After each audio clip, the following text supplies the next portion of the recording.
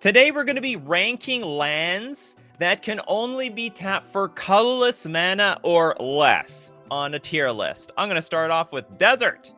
Desert is a land that taps to add 1 colorless mana to your mana pool, or you have the other activated ability. Do 1 damage to an attacking creature after it deals damage. Oh, hold up on a sec. I thought actually I could like snipe off a creature attacking. Desert, tap for a colorless or tap Desert deals 1 damage to her target attacking creature, but I can only activate during the end of the combat step. So I gotta get punched by Ragavan. Damn. Well, guess what, Ragavan? You might attack me, you might get a treasure, you might even steal the top of my library, but we go down together, all right? We're going down together. Desert.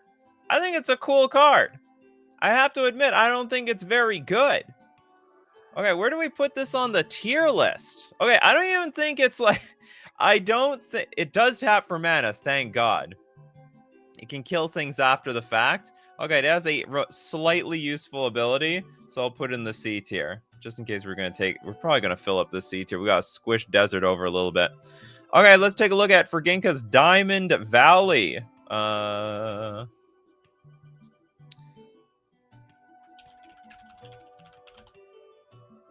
Diamond Valley is a land tap, sack a creature. You gain life equal to the sacrificed creature's toughness. It's not, wow, it's $500. That's criminal. It's on the reserve list. Is it really that good? It doesn't even tap for mana. So if it doesn't tap for mana, I mean, it's got to win me the game, like big time. I better have some sort of victory out of this. Just sacking the creature to gain life off of the toughness. That's not going to do it for me. That's a really janky looking card. Now, that being said, it's not terrible.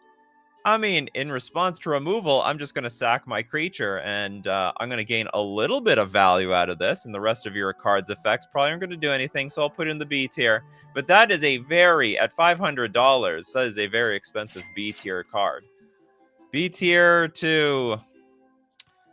Anyway, $500 is a little bit too much for me. Benjamin! Oh, wow, you're cheating here. Vesuva. Vesuva technically doesn't tap for mana, but technically it's not allowed to be on the battle. You may have Vesuva enter the battlefield tapped as a copy of any land on the permanent. So I can just put it onto the battlefield just by itself and do nothing.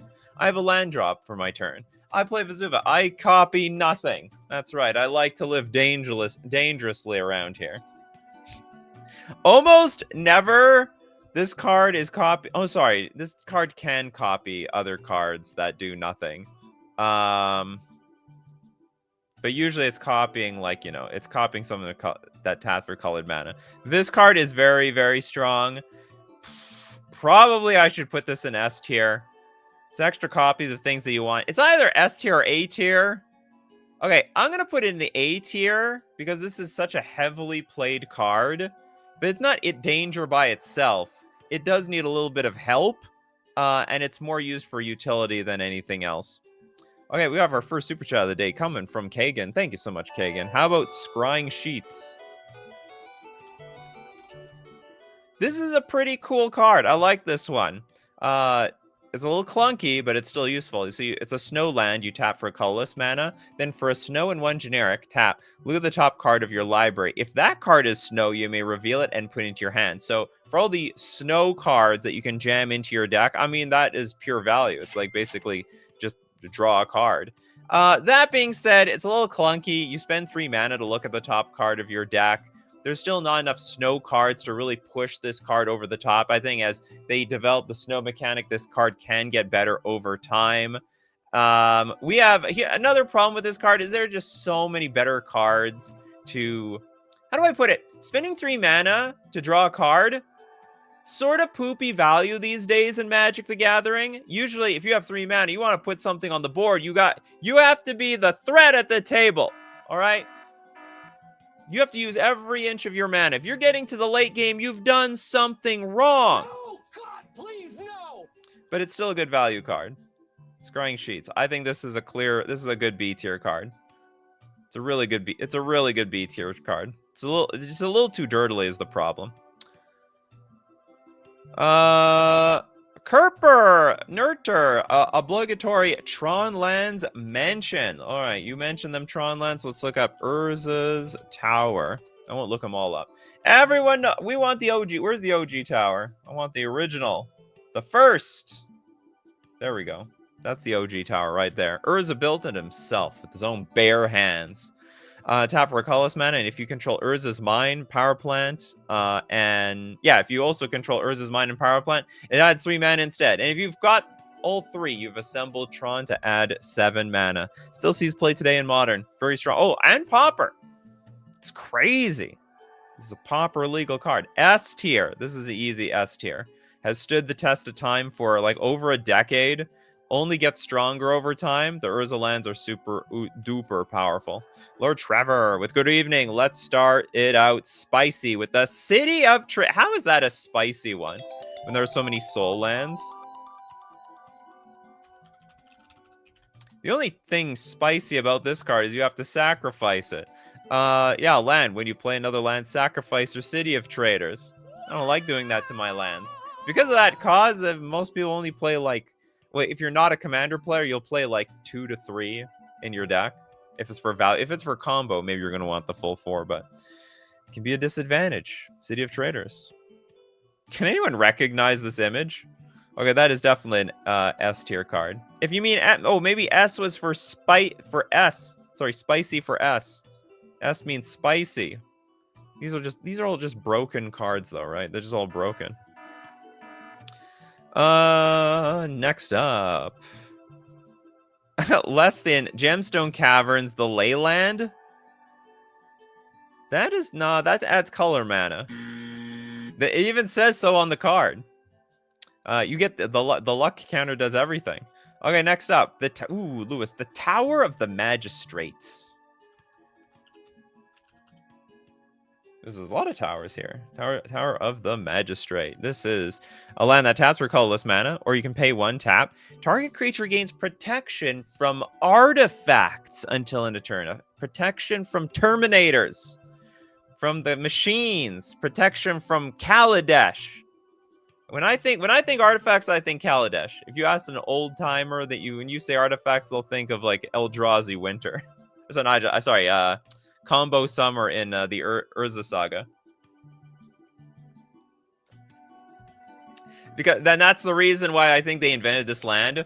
The Urza Saga, Urza's Legacy, Urza's Destiny, that block was like the artifact block. It had all the broken artifacts. And they were like, okay, we need some way to meet all those artifacts. We'll print the Tower of Magistrate and Mercadian Masks, which was the set right after that block. So it's an okay card. It's an okay card. I don't know where to put this. I think it's better than what I'm going to put in the B tier, so I'm going to put in the A tier. I like it. It's not it's better than not bad, especially in an artifact sort of environment. Steve Cooper with Scorched Ruins.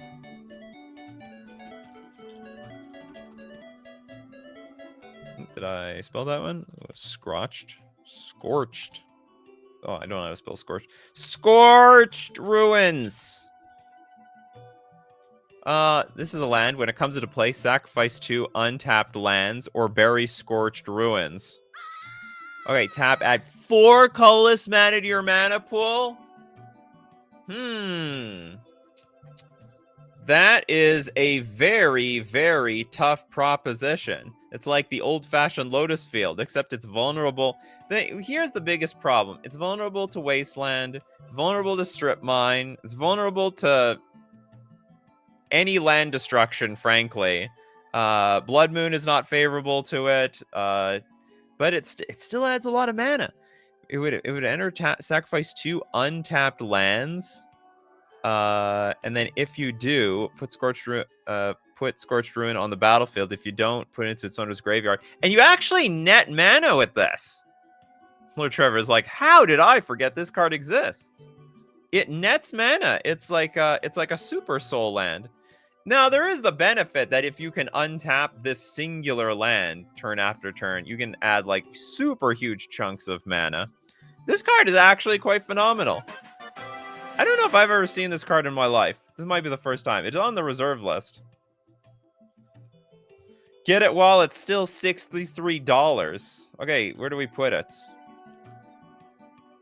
I think it has to be S tier. That's 4 mana. That's a lot. That's a lot of mana around here. That's good value. It's very vulnerable, but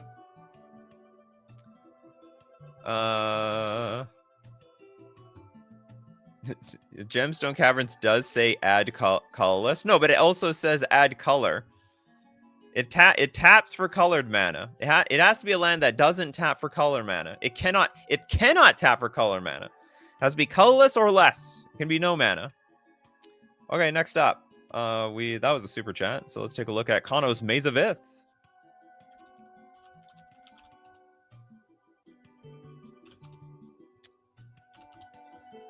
This is a card that I've always loved, but I almost never play with it. Land, tap, untap target attacking creature. Prevent all combat damage that be dealt to and dealt by that creature this turn. I mean, it's like the ultimate removal spell, and it's the ultimate deterrent to anybody attacking your stuff, attacking you. It's like, oh, okay, I have an 8/8 creature. Do I want to waste my attack on this Maze of Ith? On the other hand, I mean, they are going to untap the creature, so I guess you force them to tax the Maze of Ith. So it's like, it's a really nice card, does see competitive play. It's just a solid card in my opinion, but nothing outrageously crazy. A tier. More on defense. See, I live by the philosophy, a good offense is a good defense. And in Maze of Ith is like a good defense is a good defense, but that doesn't always work because you only prevent one offending creature. That didn't come out right at all, but you all know what I'm talking about.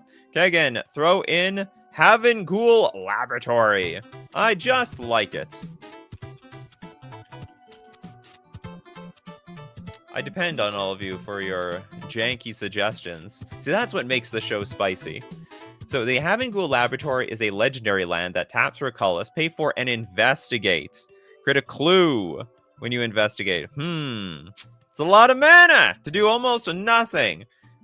So we're tapping 5, then you have to crack the clue for another 2. That's bad value. Okay, that's not Scrying Sheet's value, and that's what I'm telling you right now. At the beginning of your end step, if you sacrifice 3 or more clues, you get to transform the thing. We're going to transform Havenghoul Laboratory into Havenghoul Mystery. When it transforms, return target creature card from your graveyard to the battlefield. If the creature is put on the battlefield with Havenghoul Mystery, it leaves the battlefield, transform it again. Okay, well, I'm not going to count the back side, because that's not really the side that we're talking. We're talking about the front side here, the laboratory. That one qualifies on the show. It's not good, though. It's really awful. I guess we're going to put in the C tier. That's like just way too many resources to draw cards. I mean, I guess the back side is worth something, but I'm not going to put a heavy weight onto it. Fred with Mutavault. Oh, man. I don't think people are going to believe what I'm going to rate this thing. Mutavault. Because I play this card competitively. Land, tap for colorless mana. Pay 1. Mutavault becomes a 2/2 creature with all creature types until end of turn. It's still a land. The deal is, Mutavault used to be like really, really good. Saw a lot of play in Modern, saw a lot of play in Legacy, in a variety of archetypes, especially in Modern. Oh, you saw it. You saw it in the Spirits deck. You saw it in Some Death and Taxes. You saw it in Merfolk. You saw you saw it in Goblins. And now it's like, it's actually too expensive to put this card in your deck.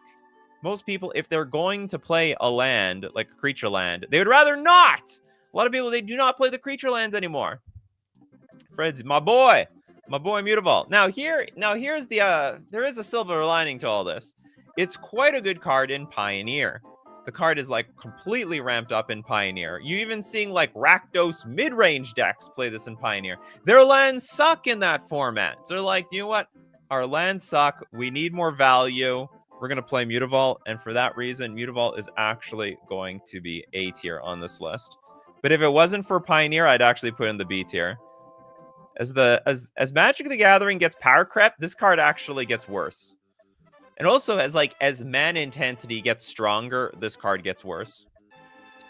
Is $6 too expensive? Probably not. for Pioneer. Okay, next up we got the dangerous one. The Tabernacle at Pendrell Vale. I don't know what to say about this. What do you want me to say about this? This is like one of the most broken cards of all time.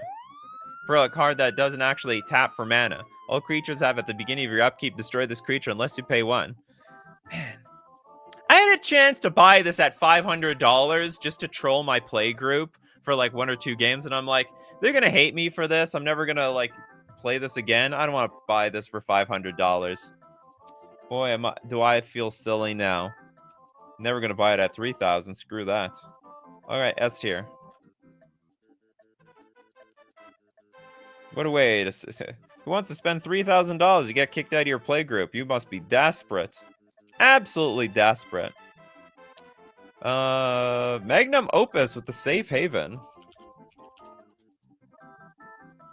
Not actually safe. Pay 2, tap, remove target creature you control from the game. At the beginning of your upkeep, you may sacrifice Safe Haven. If you do, return each creature card removed from the game with Safe Haven to play under its owner's control. The card is just like way too jank.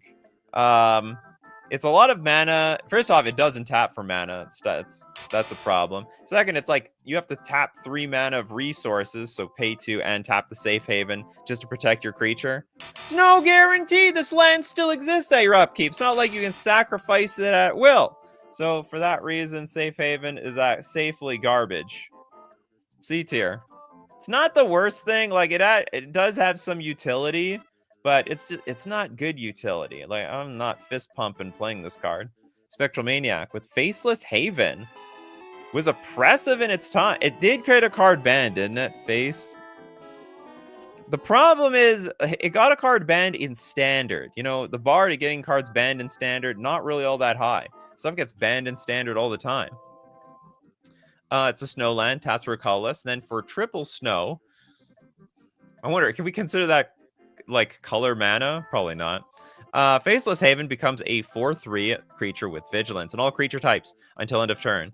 It's still a land. It can be paid with 1 or more from a snowland. Now the deal is, because it has all creature types, what was it, Book of Something Deeds was able to give you like a Faceless Haven that was like a Platinum Angel or something like that. Something Book of Deeds something you have Platinum Angel on the battlefield. For that reason, the card got really, really strong. But otherwise, this card is like pretty clunky. Still really clunky. Like most competitive formats don't even want to play with this card. So for that reason, I'm gonna put it in the B tier. It still sees play here and there. It's probably a weak B tier though. Honestly, I think it's worse than the card that makes you sacrifice your creatures. Honestly, Book of Exalted Deeds. That's what it was called. Made it nasty. It made it nasty in one format, in the format that didn't have any wasteland. That's what happens. You should have wasteland for all formats. I don't even know if it'd probably destroy Pioneer, to be honest.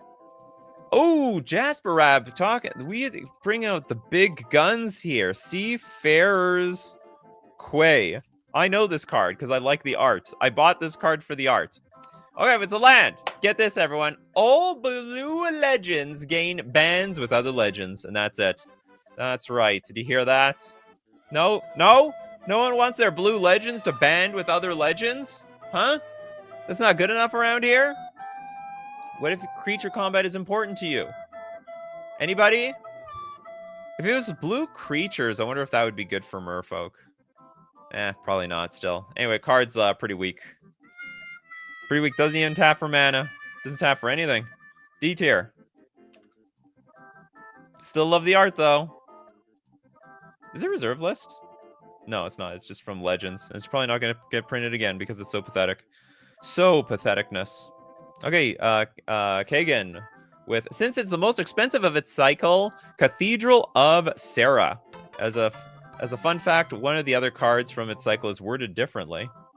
Cathedral of Sarah.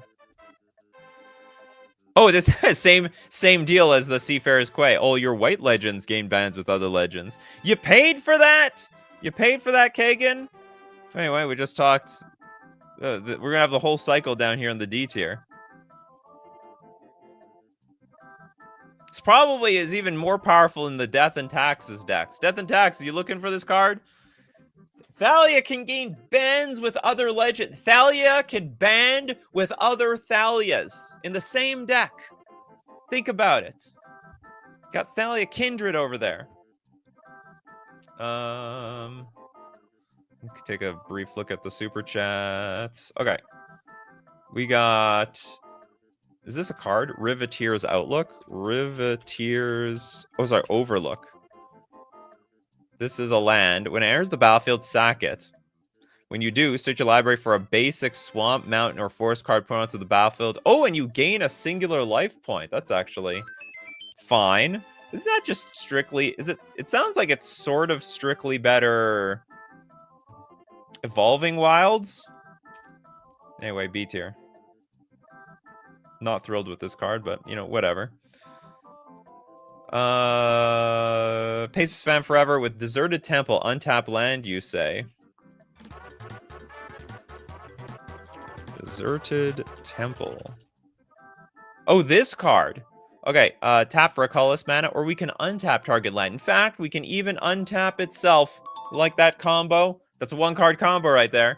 Ooh, yeah, but maybe we should have a show about one-card combos. That would be part of it. Tap for a bunch of... Yeah, you can untap itself. Cards that combo with themselves. Anyway, ideally you tap it for that... What was that? What was that other land? What was this thing over here? The 4-mana generator? Now you're getting away with murder over there. That's a combo right there. I think this card's super underrated. What's the price? I think it's A tier. I mean, it's like Candelabra almost on a land, like a mini Candelabra. It doesn't take a whole lot to put this in your deck because it just taps for a colorless mana, and untapping lands that are super important. You can untap Minamo, which helps untap the One Ring. Think of the possibilities. That's a triple combo. Someone remind me of that on bad combos that actually work. Okay, next up, Mason with Scorched Ruins. Oh, we did this one. That's the card I was talking about. Colin, Urza's Funhouse. That's not a real card, is it? If it's an unset card, Acorn, disqualified. Acorn and Silver Border, they don't count for unless you super chat, then it'll count. Bell, Academy Ruins. Is just a solid card. Taps for a colorless, pay a blue, 1 generic. Put target artifact from your graveyard on top of your library. Really good utility. Really good long game utility. So if you didn't win the middle game, you'll win the late game. A tier. Just solid. A for solid, S for busted. Okay, next up. Steve Cooper says, Gemstone Caverns does say add colorless. Yeah, but it also says add other colors. But, okay, so you want a dono ×2. You got it. Just to reiterate, Gemstone Caverns. It's got the ability, tap a colorless. If Gemstone Caverns has a luck counter on it, instead add 1 mana of any color. So, disqualified. Keith with Soulstone Sanctuary. Soulstone Sanctuary. Tap for a colorless, pay 4. This land becomes a 3/3 creature with vigilance and all creature types. It's still land permanently. Alright.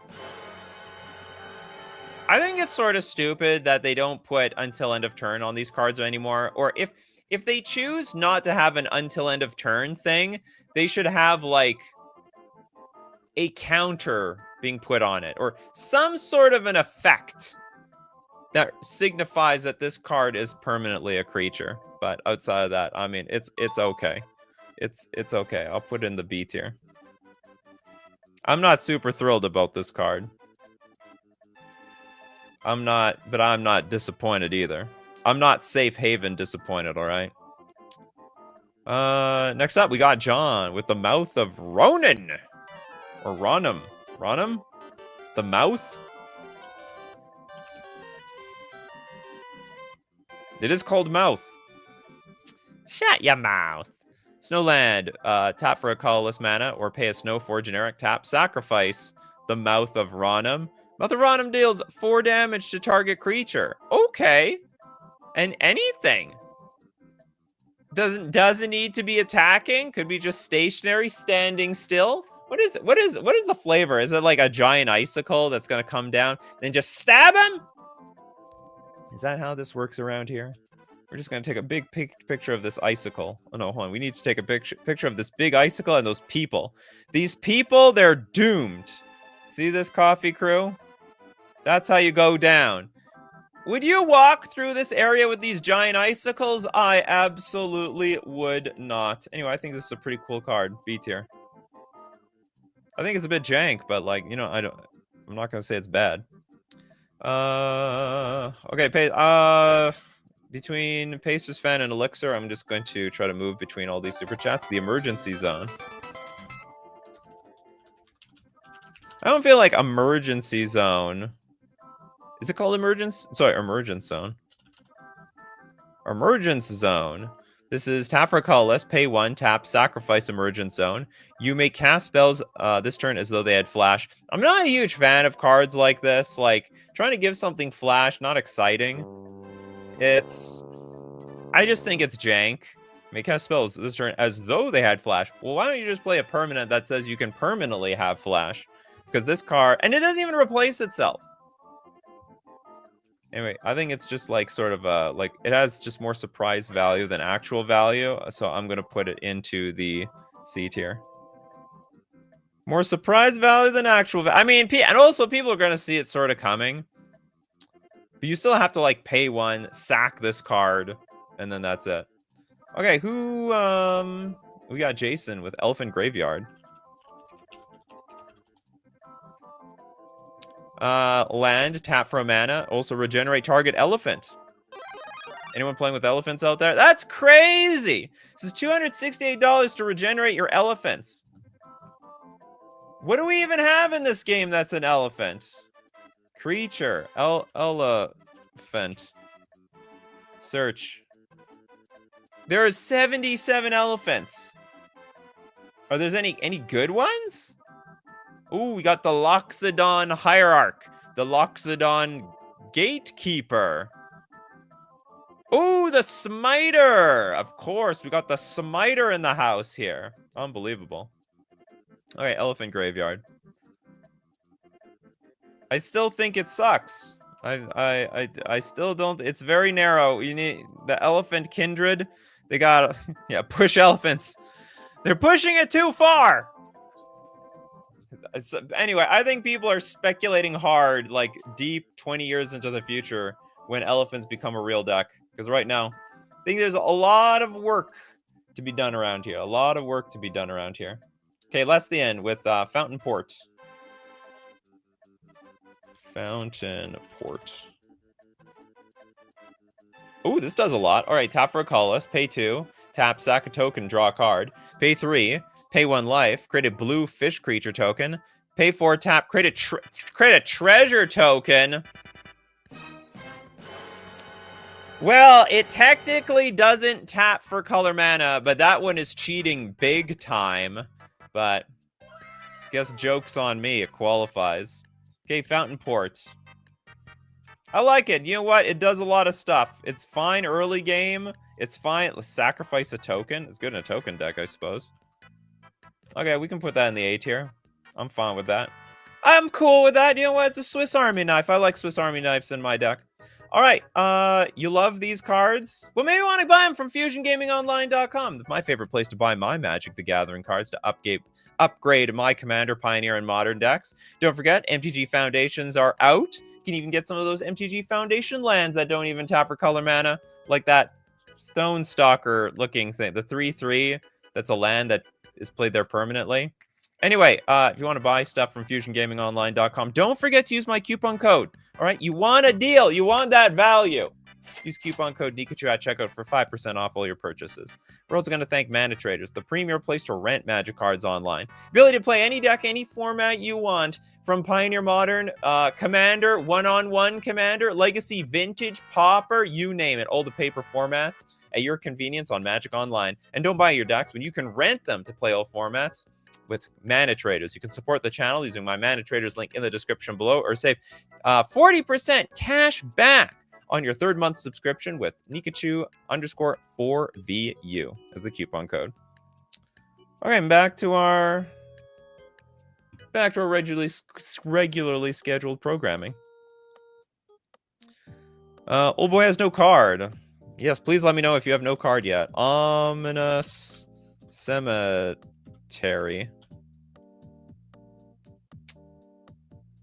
Okay, Ominous Cemetery is quite ominous because it taps for a colorless mana.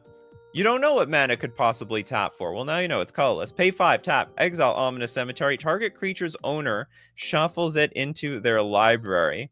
Target creature. Oh, I thought for a second we're exiling the Ominous Cemetery to then shuffle it back into the library. This is like a really crappy safe haven, right? It's a really crappy safe haven, if I understand this. Target creature's owner shuffles it into their library. What? Why are we doing this? This is terrible. This is absolute steaming garbage. We don't even put it into our hand. There's nothing even safe about this thing.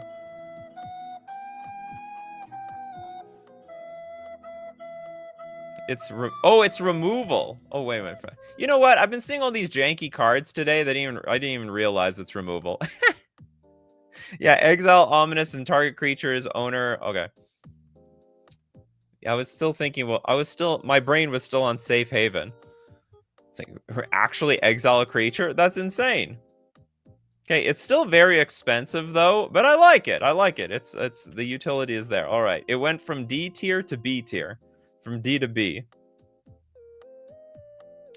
Next up, okay, let's take a look at one super chat from Pacers Fan Forever. We got Glimmer Post, part of the 12 post deck. Oh, you don't have to tell me, Pacers Fan. When it enters the battlefield, you gain a life for each locus on the battlefield. Now tap for a colorless mana. But remember, gain 1 life. Oh, this isn't the mana one. This is the life gain one.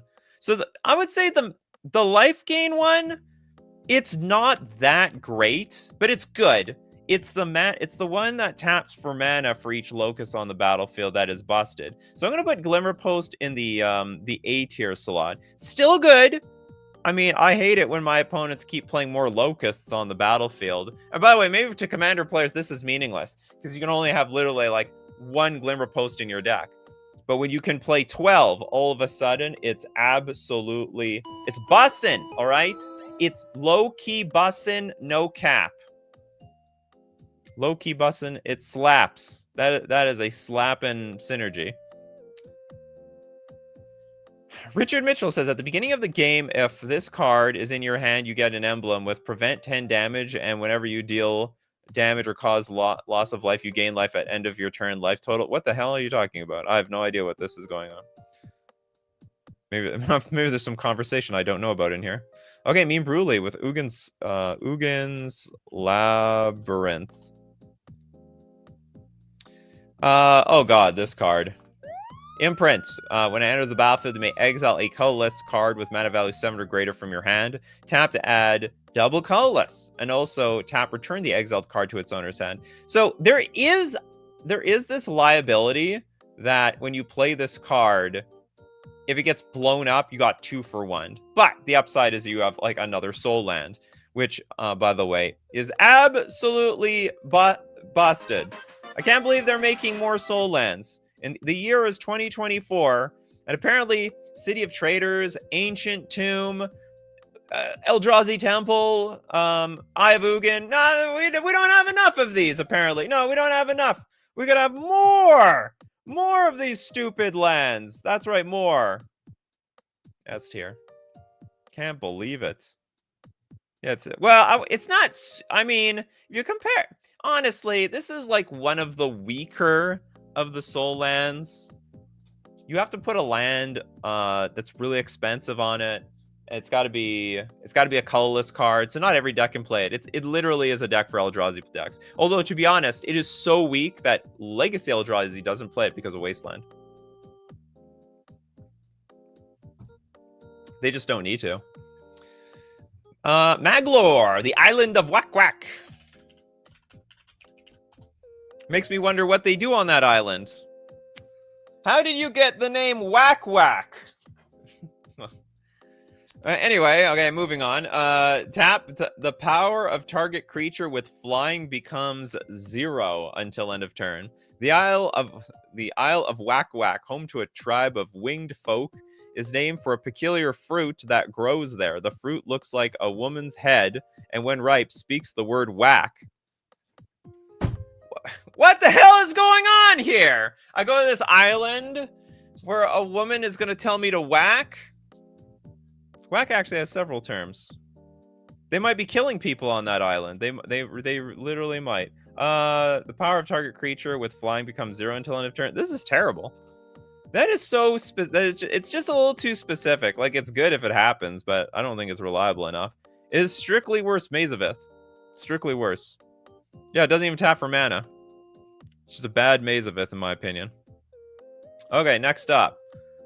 Let's take another one from Pacers Fan Forever with Dust Bowl. I used to have an obsession with this card when I was younger. It's like, this is Wasteland, but all my lands are Wasteland. Tap for a colorless mana, your mana pool, pay 3, tap, sack a land, destroy target non-basic land. The only problem with this card is it's clunky. You got to spend a lot of mana. You basically soak up your turn to destroy a land that you want. So it's really good one-on-one. I think it gets worse as you scale the players, but it's still useful one way or another. So Dust Bowl. Put in the B tier. It's got some good utility. I still like it these days. Super satisfied with this. Duke Firebird, Dark Depths. Okay, we're gonna look at Dark Depths. Oops. This is a card that definitely doesn't tap for mana, but it doesn't need to. And there's a battlefield with 10 ice counters. You pay 3, remove an ice counter from Dark Depths. That's a lie. You've never done that before. When it has no ice counters on it, you sack it.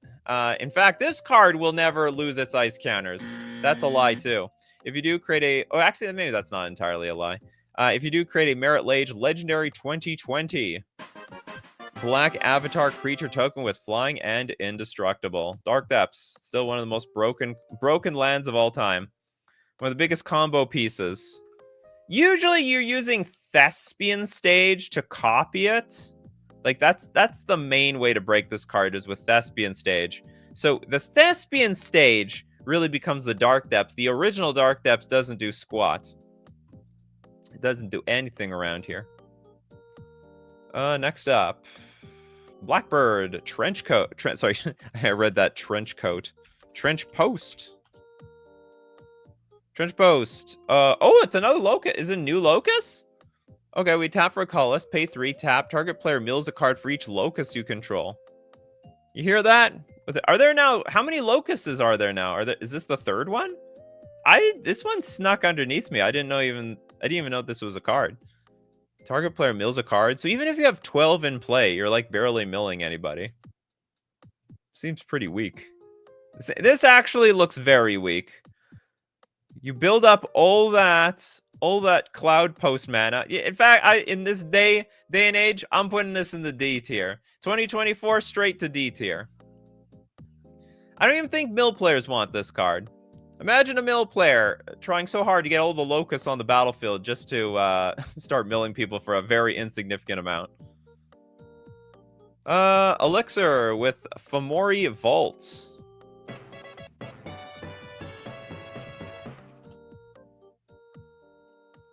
What goes on in this vault? We've got a land that taps for a colorless, pay 3, tap, discard a card. Look at the top X cards of your library, where X is the number of artifacts you control. Put one of those cards into your hand and the rest on the bottom of your library in a random order.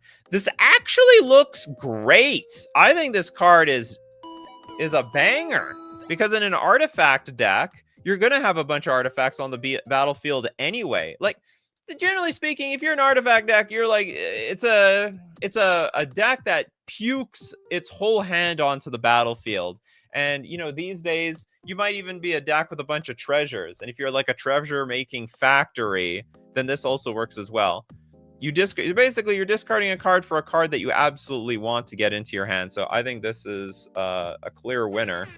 I don't know if I've never played with or against this card though, so I don't know if it's that good. But I think it's definitely worthy of the A tier. It could be S tier. I've just never played with or against this card. It's S tier. Honestly, I think it's S tier quality. And paying 3 mana is not that big of a deal for the artifact decks. Only negative is it's not an artifact itself. Well, we can't expect every single artifact deck to be playing with only artifact lands. Now, can we? Hexnort with Inventor's Fair. In fact, Inventor's Fair, it looks broken, but it's actually quite fair. A legendary land. Speaking of artifacts, if you control 3 or more artifacts, you get a gain of life off of this thing.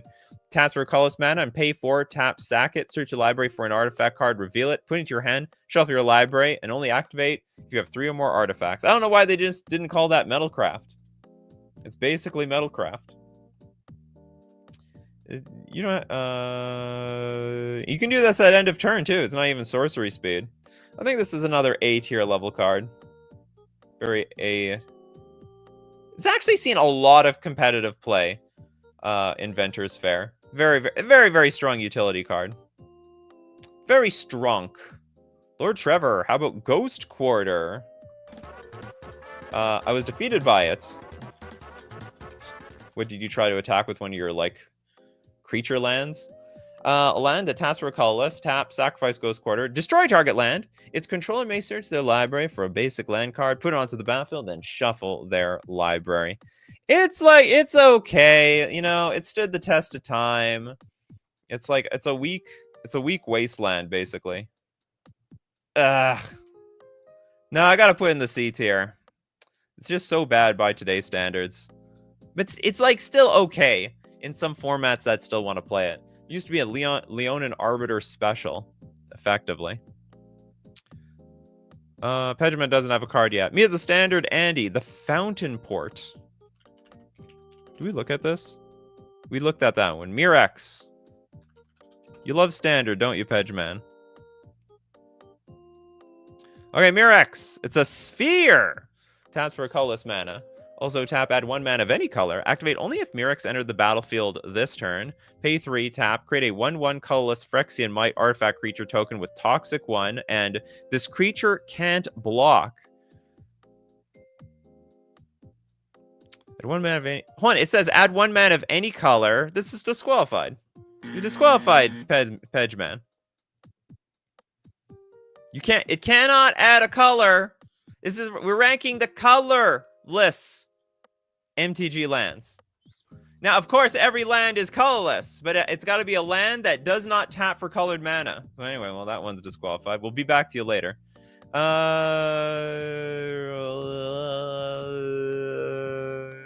Glacial Chasm. Okay, just checking some super chats. From Corey Marino.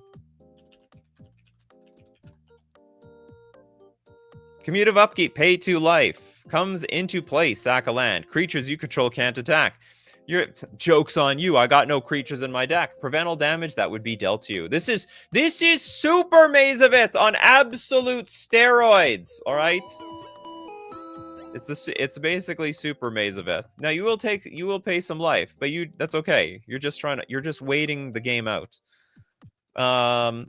Unfortunately, not a ton of decks can play this type of card, so you have to be really selective, but I will say it's an A tier worthy card. Very strong.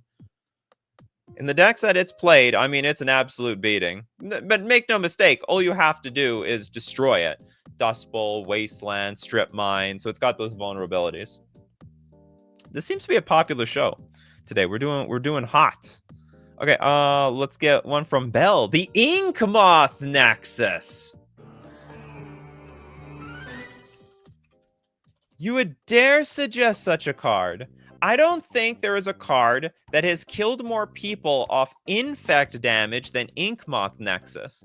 It's a land that taps for colorless, and then for 1 mana, it becomes a 1/1 flying artifact creature with infect until end of turn. I think this is the sole source of a huge crap load of wins at a competitive level. I don't know about, I really can't speak for Commander, but a lot of decks have played Inkmoth. Even if you are not an Infect deck, Artifact decks played this card. Buffed it up with Nettle Cyst, with Cranial Plating, just so that they could go for that one-shot kill in situations where the opponent just gained too much life. So Inkmoth Nexus has been and probably continue to be a S tier level card in Magic the Gathering. Super strong card. You have infinite life? Screw you. I've got Inkmoth Nexus. We got Sam G with Urza Saga.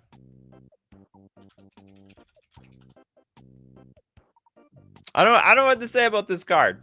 You know what? I thought we would see this banned by now. This card is so... There's like... Here's the level to get banned. And this is where Urza Saga is. And it's like... It's staying there. And the threshold for things to get banned goes up. And then Urza Saga just is actually a little stationary. It taps for mana. It creates constructs. It's a tutor for any 1 mana or 0 mana card. The card is absolutely nuts. I can't believe this card is still legal. I really cannot believe Urza Saga is still legal for its power level. But I can't lie. It's really not taking over any format that it's legal in. Sorry, except for Vintage. But you know what? I hear the Vintage players, they think Urza Saga was fine. It was a good card. It brought balance to the format. It could find that Grafdigger's Cage if it really needed to. Evan wants Hall of Mists. Halls of Mist. Did you suggest the same card on another show? Okay, Commutative Upkeep. 1. No creature can attack if it attacked during its controller's last turn. No creature can attack if it attacked. What the hell does that mean? Creatures that attacked during their controller's last turn can't attack. Creatures that attack during their controller's... Oh, I see. So if I attack for a turn, it's almost like it gives something phasing. You attacked once, you can't attack again. C tier. Commutative Upkeep is a bit of a pain. But this, so the ability is strong, but you know, Commutative Upkeep, that's not good. And then he can still attack you. They can still attack you just for the sake of it. They don't mind. Everyone's got like a card here. Paces Fan Forever with the Library of Alexandria.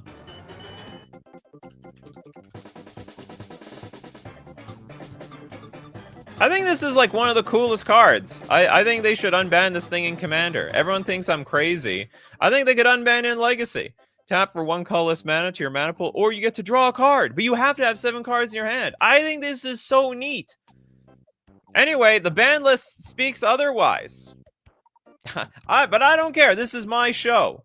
I can do whatever I want on this show. I think this is a really good, but not insanely busted card. A tier. I stand by this. I'm not kidding. You want to wait, like, if you want to play this on turn 1, you literally have to waste your first turn just to draw a card off this thing. Library of Alexandria is banned in Commander because it is too expensive and on the reserve list, not because it's powerful. You know what? That argument doesn't hold water because there's a lot of expensive cards on the reserve list. That are completely legal, like for example, Time Twister. What the price gets to a certain threshold and then they ban it. Library of Nikachu. The Library of Nikachu is free. Come for all. This is supposed to be a library, obviously not a public library. Not everyone gets this Library of Alexandria. Okay. Anyway, I think this is one of the coolest cards that are just banned for no damn reason. Okay, reprint it, but like make it really similar. I don't know what else you have to do to weaken the damn card, but make it like really, really similar. The Biblioplex did not do it justice. Okay, Tiger with Animal Sanctuary. It's too expensive. People, you can write Library of Alexandria on a black token or proxy. Yeah, that's right. Exactly. Oh, this is cute. We got little kitties down here. We got some oxen. Know what they have to do with each other. Tap for a colorless or pay 2, tap, put a +1/+1 counter on target bird, cat, dog, goat, ox, or snake. The card's terrible. 1 counter? I don't know. Maybe in a proliferate deck it's better than I think it is, but as is, spending 3 resources 2 lands and tapping this to put 1+1/+1 counter. I guess it makes attacks a little bit more complicated. You know I love my cats. I love my cats too, Tiger. Don't get me wrong. Is my cat around here? Chubby Meatball, are you around here? No, I don't see Chubby Meatball. Bell with Swarm Yard. Another card that's very similar like this.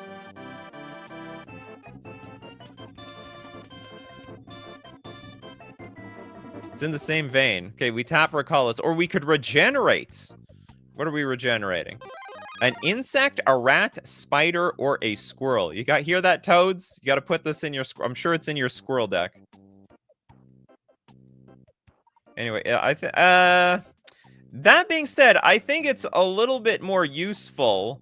I think it's a little bit more useful than the Animal Sanctuary because it takes less resources to go off. So I'll put it in B tier, but it's really narrow as hell.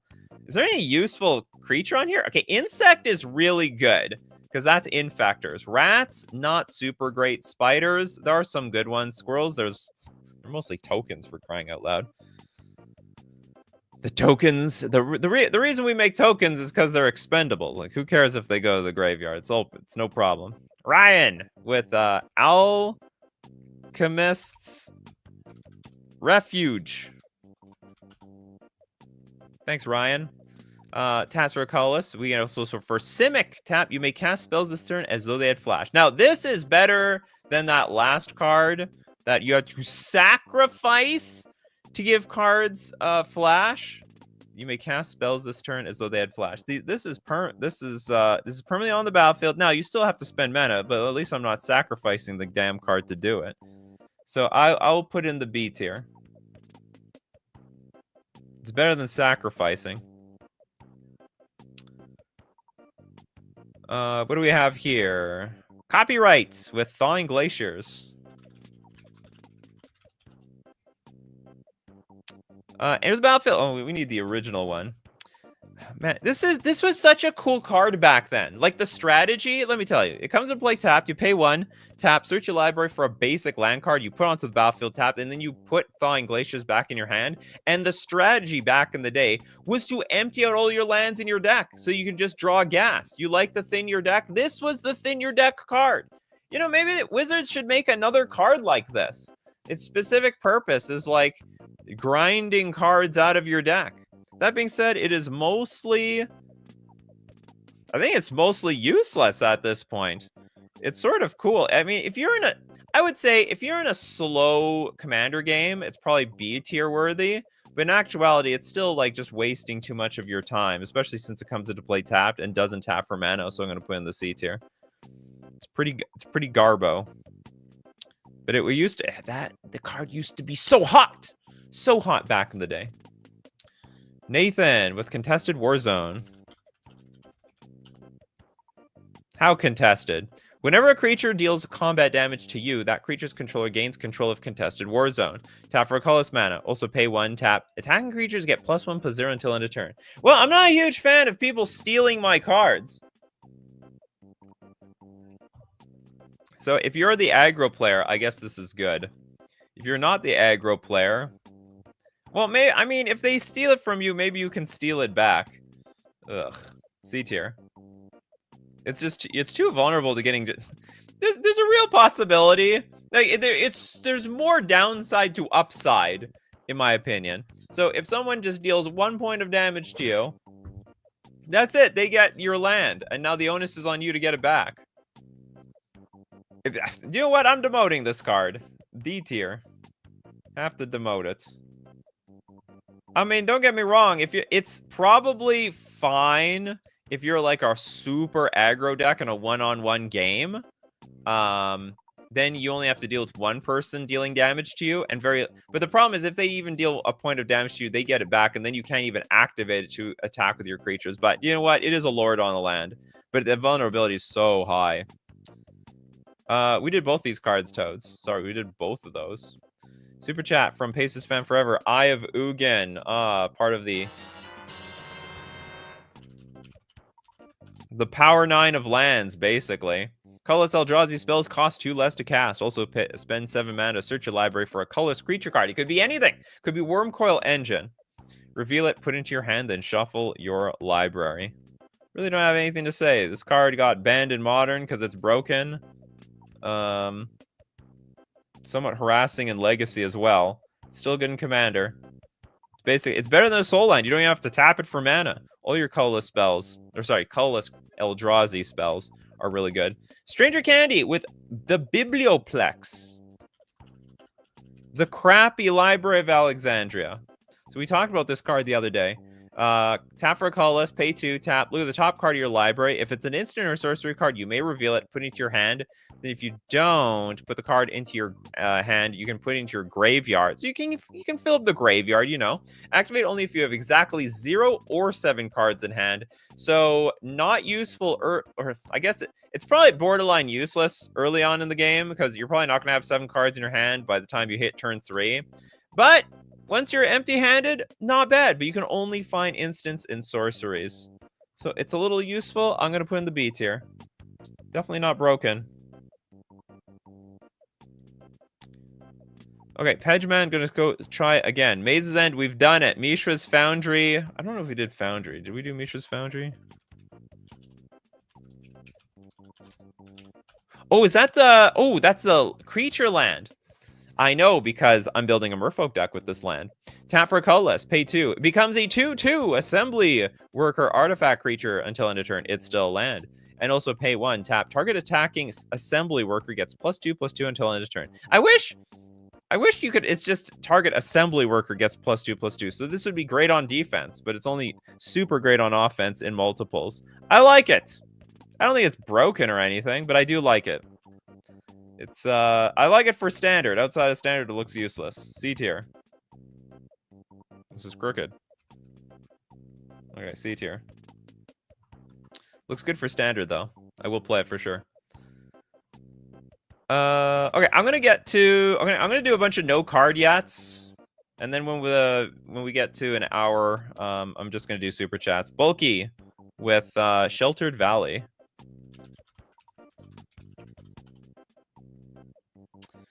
What is this?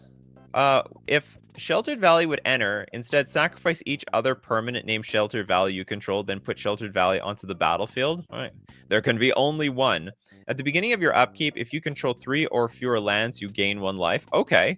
And then tap for a colorless. If you control 3 or fewer lands, that's it. So very early on in the game, we're just gaining life. It's a life gain card.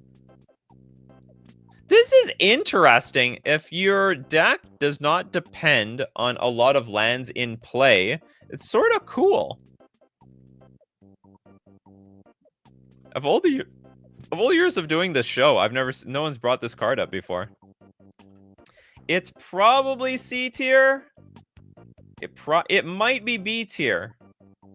Comes to play, bury all other Sheltered Valley. It can only be one Sheltered Valley around here.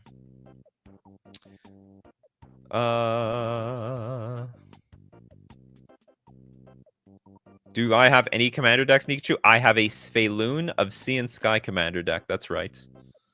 Pyro Tempest Wing. Reliquary Tower. It's a very popular card, but I don't think it's that great. So Reliquary Tower, you have no maximum hand size, tapped for a colorless. So it's great for players who are super janky and the game has to be really slow. And what do you need 14, 20 cards in your hand anyway? Like, is 7 cards not enough? So Reliquary Tower, it's a fine card. It's fine. It's not super, but it's not actually strong. It's only good. I think I look at it as like more of a win more card. So I'm gonna put in the B tier. Like if you got like 20 cards in hand, you should be winning. Okay, you can discard down to hand size. You have the power. Reliquary Tower is a classic. Classic win more. Maglor, you have my hollow. I'm surprised this card is not more popular. Tap for a colorless mana, pay a green, tap regenerate target creature. Now it is on the reserve list at $74. I don't know, does that mean it's good or does that mean it's just rare? I'm gonna put in the again, I'm gonna put this in the B tier. It's like one of these cards that are not, this card's like not useless, but it's not It's not great either. Like, did anyone die to a Yavimaya Hollow around here? No. No one ever died to a Yavimaya Hollow. Wandering Pict with Terrain Generator. Tap for colorless, pay 2, tap. You may put a basic land card from your hand onto the battlefield. What? You can put a basic land card from your hand onto the battlefield? Oh, that's great! This is like ramp at instant speed. Why isn't this card more expensive? You may put a basic land card from... So who doesn't play with basics these days? I think this card's very good. I think that's underrated. Ramping at instant speed, A tier. I think there's a lot of control decks I would like to play with this card. Ryan with Gavney Township. It's still a good card. Taps for colorless, then for 4 mana, put a +1/+1 counter on each creature you control. So a great way to buff up your creatures if you're in the Selesnya colors. I actually think it is pretty decent. B tier. It's honestly somewhere in between this. This card I think is definitely better than all the B tier cards, but I don't think it's as strong as all the A tier cards. Toilet Duck. Helios 1? That's not a card. Heliod 1? Helios. Okay, I'm going to put in Helios 1, but probably nothing's going to show. Oh, it's real. This is a real card. It literally looks like a typo. Tap for a colorless, pay 1, tap, you get an energy. Pay 3, tap, pay X energy, sacrifice Helios 1. Destroy target non-land permanent with mana value X. Activate only as a sorcery. That is pretty cool. I love blowing things up. Destroy target non-land permanent with mana value X. Oh, but you do have to pay the X energy. But if you're in an energy deck, this might be fine. Okay, I'm going to put this in the B tier. It could be really good if energy gets better. Who knows? Maybe energy is already better.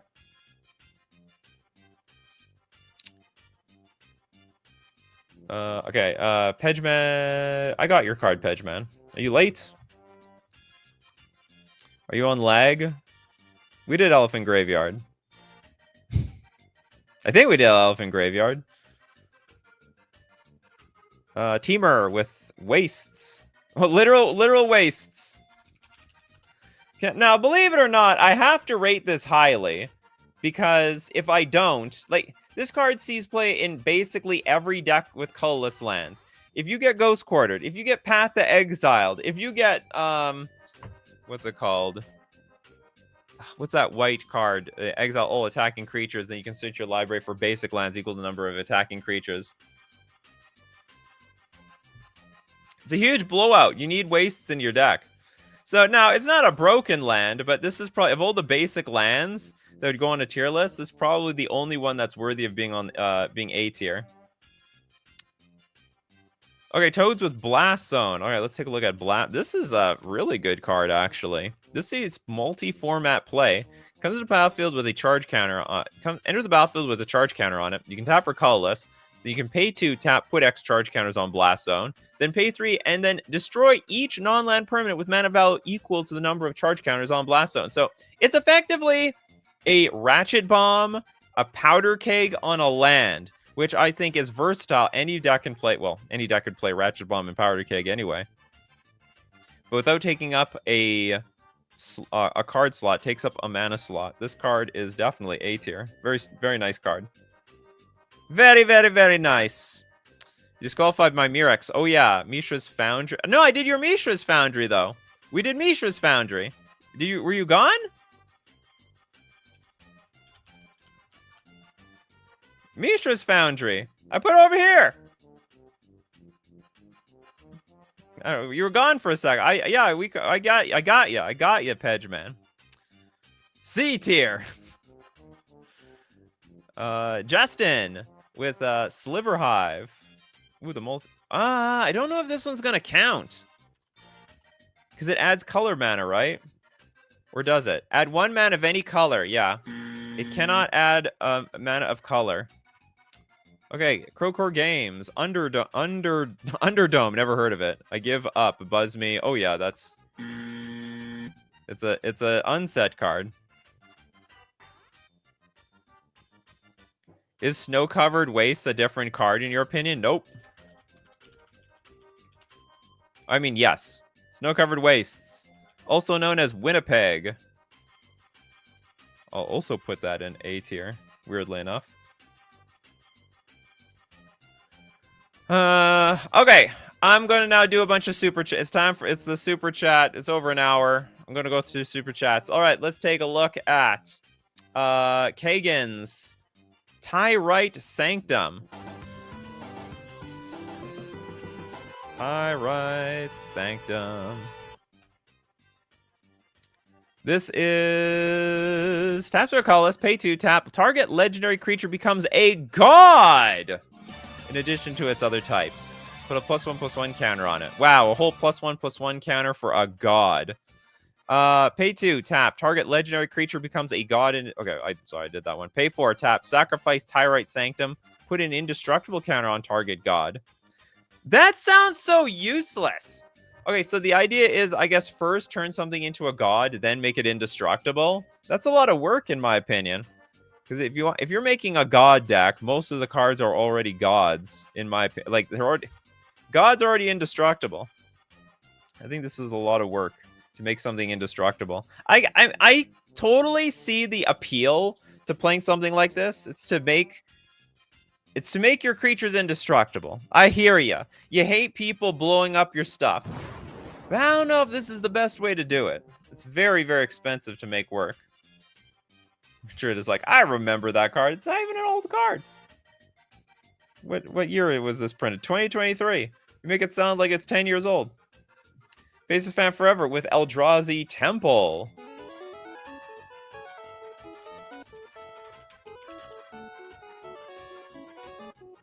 Do you like Eldrazi's? Well, I don't. Well, this taps for a colorless mana. But if it's an Eldrazi card, it adds 2 mana. There was a lot of discussion whether this was going to be the card that gets banned over Eye of Ugin in Modern. Like, huge discussion. Then in the end, Eye of Ugin was the one that got axed. These Soul Lands, I don't know why they printed more Soul Lands. This card is still a problem. And they keep printing more Soul Lands. You know what? They're doing it for Commander. It's like, Legacy has basically 3 Soul Lands. They can play Eye of Ugin, they can play Eldrazi Temple, they can play City of Traders, Ancient Tomb. But for Commander players, you guys don't have enough Soul Lands, apparently. The ratios are smaller. Anyway, that's an S tier level card. John, Untie Dake Cloud Keeper. Untie. I'm hoping this is enough. Untie Dake. Do I need to be more specific? Untie Dake. The Cloud Keeper. Oh, this land, the legendary land, comes into play tapped. Then you can also pay 2 life, and add 2 colorless mana to your mana pool. Spend this mana only to play legendary spells. You know what? I still think this card is fantastic. Just make sure you jam your deck with a lot of legendary spells. Soul Land is a Soul Land in my mind, and that is worthy of being S tier, even though it's not so super flexible. Neither is Eldrazi Temple. That being said, I mean, you will not tap it for any mana immediately. What comes into play tapped? Okay, you know what? I gotta demote it. I have to demote it to A tier. It's still very strong, don't get me wrong. But the fact that you can't tap it for mana immediately, and it doesn't tap for mana otherwise, unless it's a legendary spell. But the thing, the coming to play tapped is what did it for me. Do not hamper my Soul Lands. Kagan, have we done... Oh, shoot, I'm sorry. I'm so sorry. Kagan, you got super sniped there. You have another one got sniped. I stopped with no cover waste. Well, you got it, Kagan. Okay, Kagan, you have donated a little bit here. Okay, who has no cards? Talithar. Changelings are god. No, that's true too, actually. That's true. Does that have no... Is there anybody with no card at all? The big squig, Kessig Wolfrun. Kessig Wolfie. Tap for a colorless. Then for X and a red and a green, tap target creature gets +X/+0 and gains trample until end of turn. Get big, smash hard. It's pretty... Honestly, I think this is the type of card that is a complete no-brainer if you're in a Gruul deck. Like, complete no-brainer. I don't think it will kill you to play this thing. And the upside you get in combat is insane. You attack with any random damn thing, and people are like, well, they got Kessel Gulfront, they're going to kill my blocker. So I think the upside of this thing is great. I think it's definitely a clear A tier. Just, you got no card? Field of Ruin. Could swear you did get a card, but I could be wrong. Field of Ruin, tap for a colorless, and pay 2, tap, sacrifice Field of Ruin. Destroy target non-basic land an opponent controls, and each player searches their library for a basic land card, puts it on the battlefield, tap. Funny thing, this saw tons of play in Modern. This was like one of the key cards. Where's the original one from Ixalan? This was a key card that kept non-basic land decks in check. Decks like Tron sees tons of play in Pioneer as well. It's like this is finally fixed Wasteland. I think this is it. I think the long line of trying to fix Wasteland came down to this. And they only screwed it up a little bit because each player searches their deck for a basic land card, which made it like an absolute nonsense choice in Commander. So in the end, it was actually, was it Demolition Field, I think it was? Demolition Field is the true, complete, perfect fixed version, which is now why it's part of the foundation of Magic the Gathering Foundations. So Demolition Field. We're running out of space in A tier. Okay, Lord Trevor, City of Shadows. What super chat sound effect do I give you? I'll give you this one.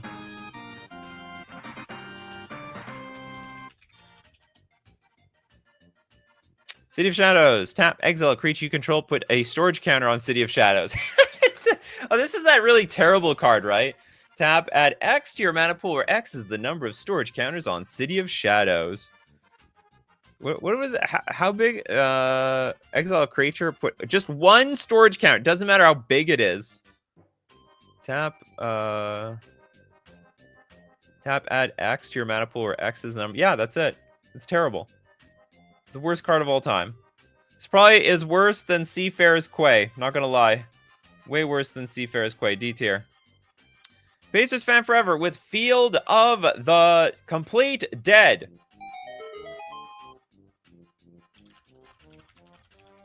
A land that I think this card got banned in multiple formats. Oh yeah, banned in Pioneer, still banned in Modern, Explorer, Historic, Brawl. It doesn't look that much, but then when you play with this card, it's an absolute nuisance. Enters the battlefield tapped out of colorless, but whenever another land enters the battlefield under your control, if there are 7 or more lands with different names, you get a 2/2 black zombie. I feel almost bad for the ramp decks. This was literally the payoff to ramp decks. But I guess ramp decks just took over the game too much. I don't know, maybe they needed to make it a little bit harder. Like if you control 8 or 9 or more lands with different names, you get a 2/2 black zombie. 7 just didn't end up being that difficult. Oops, we're not done yet. We have a few more super chats. Maybe I'll even take a few more cards. Okay, anyway, Field of the Dead. It's banned in 5 formats. How can it not be S tier? How can it not? Ancient Ziggurat can add color mana, Ryan. Goes against the spirit of the show. And then we got Volrath Stronghold.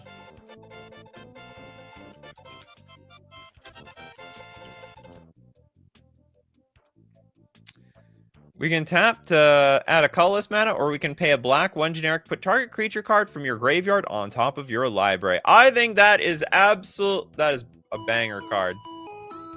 So it helps you really win the late game. You killed my best creature? Well, guess what? It's back, and it's better than ever.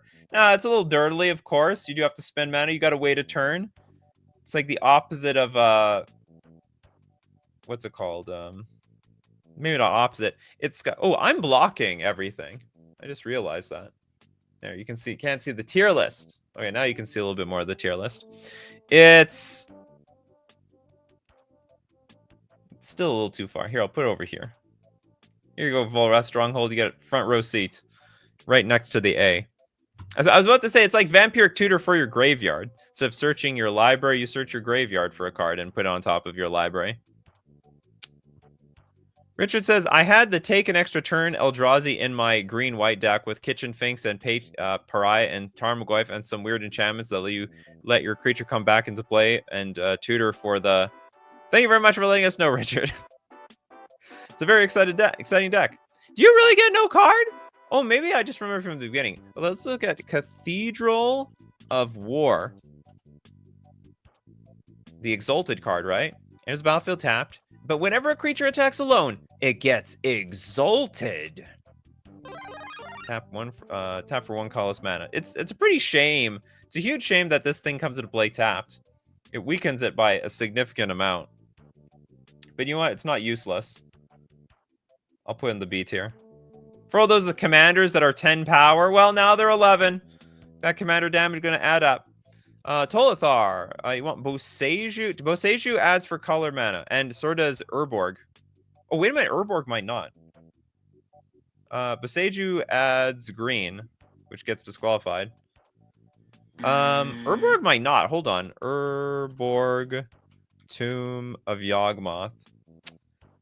Here's the funny thing. Okay, each land is a swamp in addition to its other types. It technically itself in your hand does not tap for black mana. It will make itself a swamp that will tap for black mana, but does not actually tap mana. It's technically not a swamp. It will become a swamp. I will count this. I think I should. I don't know. Comment section. People watching on the replay, does this count or should this be shredded? I would say that it's like it gives itself the ability to tap for mana, but by default, it actually doesn't tap for mana. It's like it only taps for mana while it's in play. You know, it's like those... I want to use the gods as an example. Like it's a god in your hand, but it's not a god on the battlefield until it's been activated. Forginka says, I don't count that. It's a huge gray area. Like in Scryfall, does it add mana? No. It can't tap for mana while in Scryfall. It literally doesn't do it, but it will make every land, once it's in play, it will get that ability. But it doesn't actually. Boseiju taps for color mana. Yeah, Boseiju taps for green, right? Boseiju. You're talking about... Oh, wait a minute. Oh, was there... Oh, was it the Who Shelters Are all Boseiju? Oh, I thought you were talking about the other Boseiju. Sorry, I got confused. I thought you were talking about Boseiju Who Endures. Okay, if Urborg is so hotly contested, then we'll give it to Boseiju. We'll give it to this Boseiju Who Shelters All. Comes into play tapped, pay 2 life, add 1 to your mana pool, and then if that mana is spent on an instant or sorcery spell, it can't be countered by spells or abilities. Counterspell decks, screw you. You can't counter this thing. I actually think it's a super strong card. Very underrated. If you're a Spells Matters deck, you have to play this card. It is supremely S tier. Firmly S tier, in fact. Pace of Fan Forever with Mishra's Workshop. It's funny you mentioned that card. You just want to fill up the S tier for some reason? This is the original one. Tap to add 3 colorless mana to your mana pool. But this mana can only be spent to cast artifacts. Only banned in Legacy. I can't believe it. Legal in Commander. Where's the argument about expensive reserve list cards? Something expensive reserve list cards are banned in Commander. Something. Is this an uncommon? No, it's a rare. It's an honorary pass. There's a lot of honorary passes around. Anyway, Colorless Black Lotus every single turn. S tier. All right, that's it. I hope this was a cool show. A lot of people seem pretty psyched about this. Maybe we could do another show like this, but it's like uncommon. So we get rid of all the really busted stuff. Then we just got to rank only the garbage cards. It's fun to rank garbage, isn't it? It's a lot of fun. Does anyone contest this tier list like a contested war zone? Let me know in the comment section below. And of course, if you want to be part of the show, you got to be here 3 p.m. Central Standard Time, like everyone else and part of the Coffee Crew. Thanks so much for everyone who supports the show. If you're a patron on Patreon, a member on YouTube, or you super chat to be part of the show, or even super chat, so other people are part of the show. And thank you very much, everyone, for being here today. I really appreciate it. People like Almond and Lil Deadfly, Kano, Tiger, Christopher B, Old Boy. We have Old Boy. We got Chris Plummer.